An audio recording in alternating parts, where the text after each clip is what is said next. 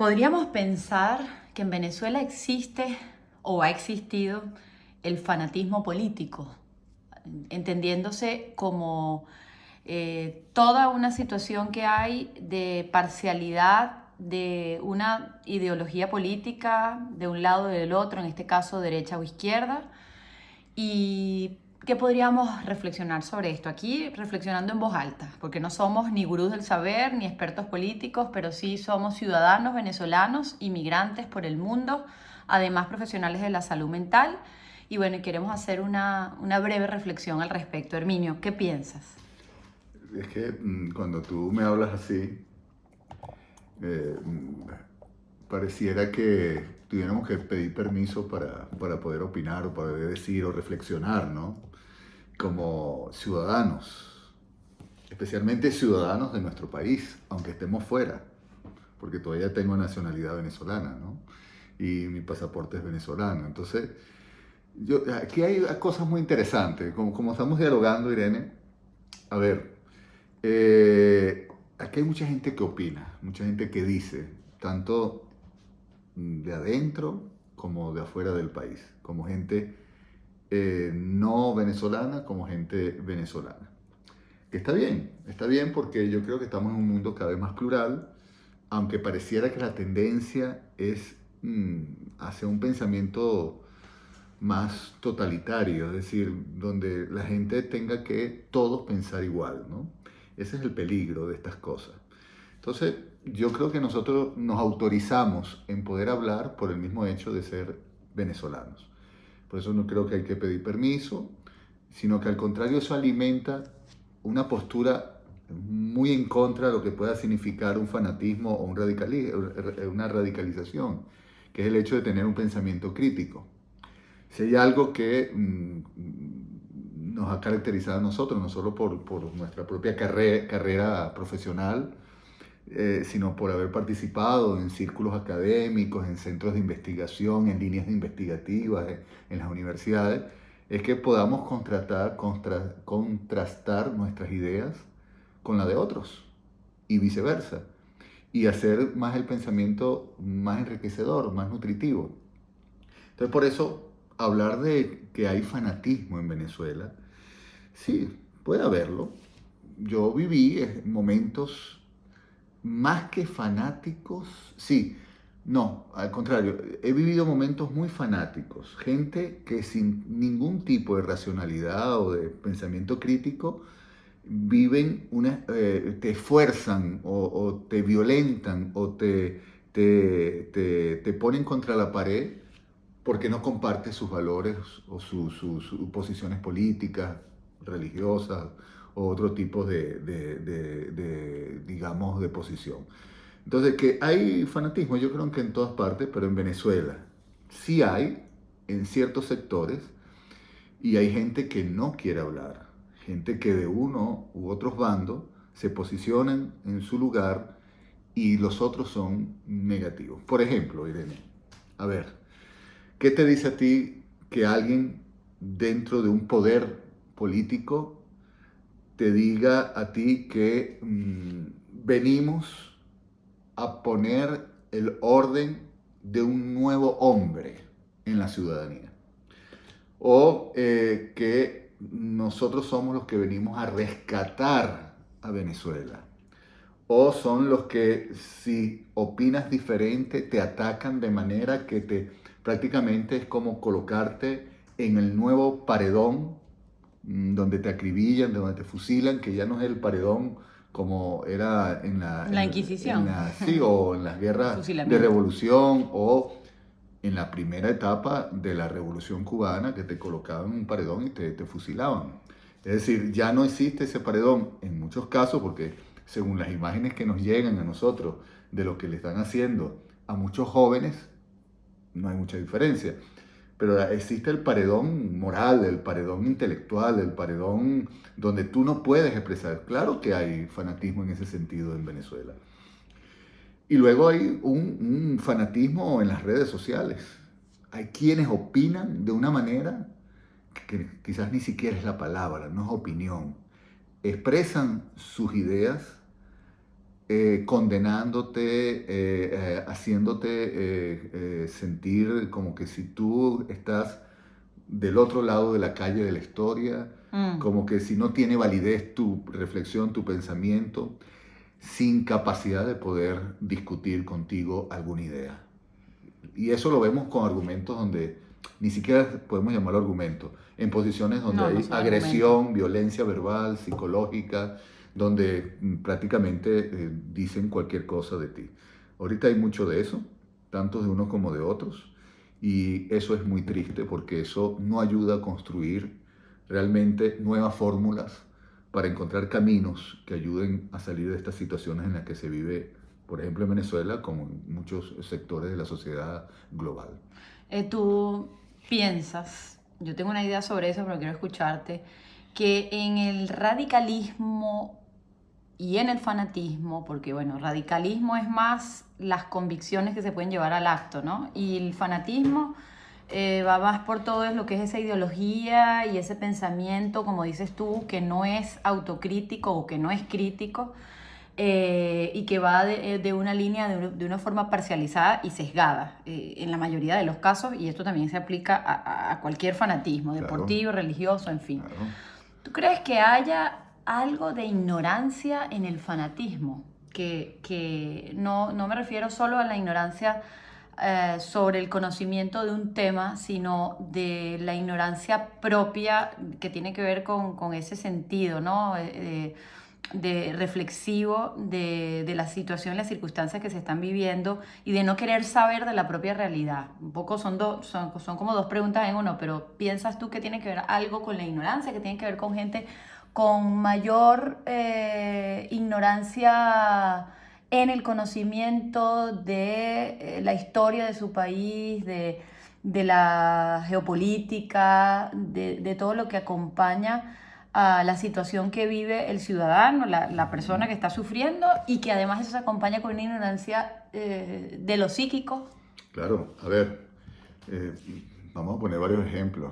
El hecho de que alguien no quiera mediar contigo a través de la palabra, que es el mecanismo más importante que tiene el ser humano, para poder decir por qué tú no piensas como yo no pienso como tú, por qué estás en desacuerdo, por qué crees que estamos en una posición errónea o algo, te está diciendo que hay algo del no querer saber, del orden del no querer saber, porque aquí lo podemos definir la ignorancia no solo como el falta de conocimiento, pues entonces pudiéramos decir que es un problema de clases sociales, es un problema entonces de los pobres, que los pobres como no tienen quizás alcance a un saber político, a un saber social, cuidado, ¿no? Esto no lo tomen a mal, no se trata, porque cuidado que hay muchos pobres que saben más de la realidad social por lo que viven, Que de que el lo... que Sí. tiene dinero o El, tiene mejor poder adquisitivo que otros, porque más bien se aíslan en su burbuja, ¿no?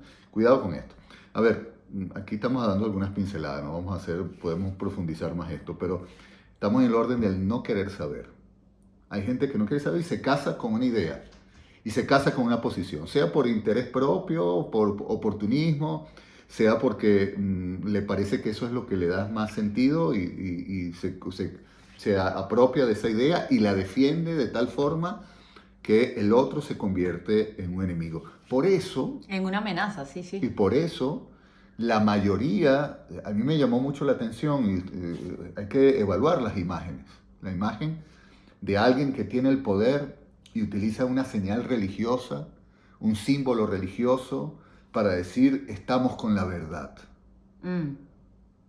El que está con la verdad, ¿qué es la verdad para ese señor? Y él es el que se ¿Y apropia quién la tiene la verdad. verdad, Y él es además? el que se apropia la verdad. A mí una de las cosas que a mí me llama la atención y por eso hay que tener mucho cuidado, es cuando los movimientos políticos, los regímenes, o quienes quieren tomar y convertirse en un líder político, toman los símbolos religiosos, los metaforizan, los asumen, los sustituyen, sus significantes en función de expresar que ellos son Sí, sí, los sí, salvadores, los se apropian mesías y de todo. eso, sí. Y entonces hay gente que se Fundamentalista. convierte, es que una de las cosas del fanatismo es el fundamentalismo. Y eso ahí hay un grado del no saber, simplemente de quedarse en esa posición y capaces de hacer lo que sea. Es la gente más peligrosa que hay. Y por eso, cuidado con estas posiciones y esa ignorancia el querer no saber más allá y colocarse en situaciones donde incluso puedes agraviar, a matar, salir a la calle, hacer lo que sea en función de esa verdad que crees que es lo único que debería seguir la vida. Entonces, cuidado con esto realmente es muy peligroso. Y en esto entran los prejuicios, la moral, la ética y especialmente la manipulación de quienes, Claro. abanderados de tener la verdad, como dices tú, que creen y suponen tener la verdad, pero yo creo que en la mayoría de los casos ni ellos mismos se creen. Por lo menos el caso de Venezuela, yo creo que el régimen de Maduro y cuando estaba Chávez, yo creo que ni ellos mismos se creen las mentiras. Es un discurso aprendido, bien estructurado, no crean que es una cosa así espontánea, eso está bien estudiado para saber llegar y para engañar Pero fíjate especialmente. que te estoy escuchando hablar y entonces, por tú decir lo que tú estás diciendo, eres de derecha, Irene. Ahí están las Ah, contradicciones, que entonces uno opina, entonces mereces la libertad de ser un expresión. apátrida, mereces No ser es cuálido. un fusilado, necesitas ser apresado y condenado a cadena perpetua. Es decir, yo escuché hace poco a un youtuber de estos que se llama, de estos que se llaman, que son influencers Ajá. en el área de la política, la geopolítica y tal. Y él dijo estas palabras: aquel que llama a la intervención internacional debería ser condenado a cárcel, debería ser presionado, y prácticamente casi dijo a muerte. Menos mal que no está en el gobierno. Pero estoy seguro que como esos son muchos los que están en el gobierno y son capaces de agarrar Y a sabiendo cualquiera que, y tal. el medio de comunicación es un poder, Claro, decir eso sí, frente a una pantalla con millones de personas escuchando, pues es bastante peligroso. Sí creo que el fanatismo es algo bien peligroso, especialmente en los más jóvenes, porque son los más manipulables. Fíjense el caso de ahora aquí, que hubo de estos fanáticos religiosos musulmanes que agarraron, parece que era austríaco, de algún país europeo, no sé bien la nacionalidad, pero estaba por hacer un atentado terrorista en un concierto recientemente, que al final se suspendió, ¿no? Y como esos muchos, y muchos mueren, causan daños físicos, mentales y todo lo que las consecuencias que eso trae consigo por justamente el fanatismo, en este caso político, pero ya hablaremos del fanatismo religioso en otro momento. Ahora, como mensaje final, ¿cómo podemos intentar transmitir nosotros de eh, nuestro lugar en el área de la salud mental como psicólogo, psicoanalista? Aquellas, especialmente siempre me dirijo a las familias que tienen jóvenes y que ven que se están poniendo en una posición bien fanática, especialmente porque están constantemente escuchando el discurso político de la familia, que a veces es bastante radical. ¿Qué sí. piensas tú brevemente? A ver, yo creo que todos los que de alguna otra forma hemos accedido a estos medios, por ejemplo, al hecho de participar en todo lo que es las diferentes oportunidades que puede ofrecer las redes sociales, yo creo que hay que convencerse de que hay una gran responsabilidad social. Y no cualquiera puede decir lo que le da la gana. Cuidado. Es decir, aquí hay gente que hay que poner el ojo y eso significa que hay que tener un poquito de criticidad a la hora de hablar, a la hora de escuchar sobre todo.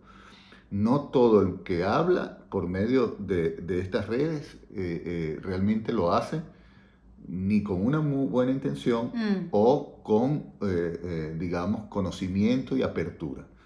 Si algo debe propiciar esto, una dimensión ética, pero también una capacidad de fomentar crítica, autocrítica y permitir el diálogo, fomentar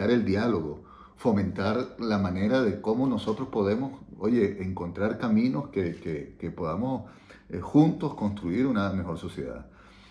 Por eso, todo esto es bien interesante poderlo hablar, porque es que ¿quién no es o ha sido víctima, sobre todo cuando opina a nivel político, en las redes sociales, es víctima de la radicalización o del fanatismo?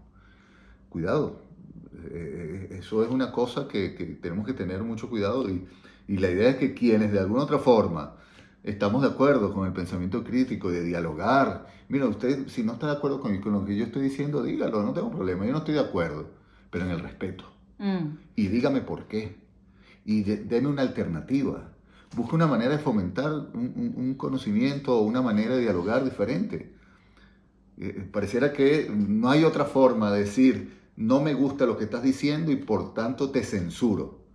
Ah, Eso tú, además es muy narcisista, muy además, y narcisista. luego el hecho de que tú, si no opinas igual que yo, entonces tú eres el contrario y eres un enemigo. Sí, sí, sí. Ese pensamiento de lo diferente que no Sí, se acepta, especialmente en estos tiempos en donde se habla de la libertad, pero parece que cada día se carece más, porque el ser humano de hoy está todo el tiempo mirándose el ombligo, deja de ver hacia afuera, claro. y eso lo vemos nosotros en nuestra práctica clínica con nuestros pacientes, como el ser humano de hoy cada día está más ensimismado, más aislado, más en su burbuja, como tú lo decías, independientemente de la clase social, y comienza a generarse no solo odio y resentimiento entre la gente, sino también esa autocensura, ¿no? Ahora ya no se puede decir nada porque si uno Fíjate, opina, entonces es atacado, como pasó hace poco en unos vídeos.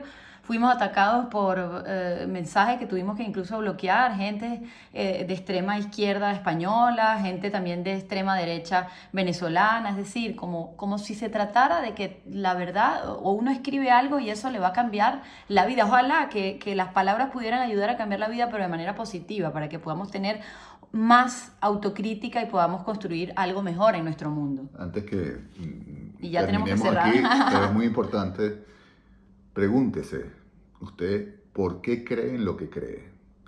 ¿Por qué sigue a quien sigue? ¿Y qué tanto usted está siendo hablado por el discurso de los otros y no ha buscado su propio discurso? Y eso amerita un gran esfuerzo valiente de tratar de abrirse y buscar en diferentes vías y caminos posiciones que contrasten con la idea que usted establece o con la idea que otros quieren que usted asuma. Entonces es importante preguntarse a sí mismo y ahí yo creo que está la clave de la cosa. Bueno, aquí cerramos, seguimos conversando. Gracias a quienes nos escuchan y nos escriben, como siempre, con el debido respeto Y y quienes sobre dialogan, todo claro. dialogan para poder expresar sus ideas en este canal por la ruta de Irene, aquí desde Alemania. Saludos, Hermine, muchas gracias.